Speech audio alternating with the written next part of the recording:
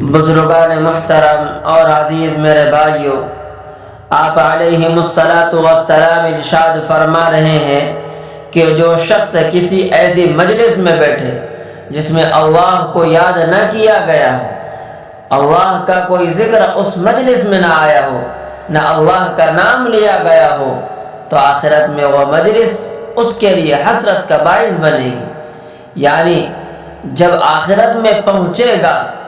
اس وقت حسرت کرے گا، کاش کہ میں اس مجلس میں نہ بیٹھا ہوتا جس میں اللہ کا نام نہ لیا گیا۔ اس لیے فرمایا کہ مسلمان کی کوئی مجلس اللہ کے ذکر سے خالی نہ ہونی چاہیے۔ میرے بھائیوں، جو شخص کسی ایسے بستر پر لیٹے کہ اس لیٹنے کے سارے عرصے میں ایک مرتبہ بھی اللہ کا نام نہ لے، تو وہ لیٹنا بھی قیامت کے روز اس کے لیے حسرت کا ذریعہ بنے گا کہ اس دن میں لیٹا تھا لیکن میں نے اس میں اللہ کا ذکر نہیں کیا، اس لیے کہ نہ سوتے وقت دعا پڑھی اور نہ بیداری کے وقت دعا پڑھی۔ اس لیے آپ علیہ الصلاۃ والسلام نے فرما دیا کہ سونے سے پہلے بھی ذکر کر لو اور آخر میں بھی ذکر کر لو۔ میرے بھائیوں، یہ در حقیقت مومن کی پہچان ہے، اور در حقیقت مومن کی پہچان یہی ہے کہ وہ ذکر کر کے سوئے۔ اس لیے کہ ایک کافر بھی سوتا ہے اور ایک مومن بھی سوتا ہے، لیکن کافر غفلت میں سوتا ہے،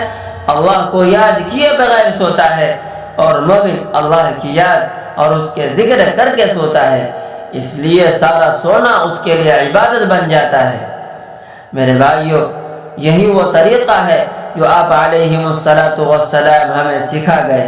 اور ہمیں جانوروں سے ممتاز کر دیا، کافروں سے ممتاز کر دیا، جانوروں سے ہمیں الگ کر دیا، کافروں سے الگ کر دیا۔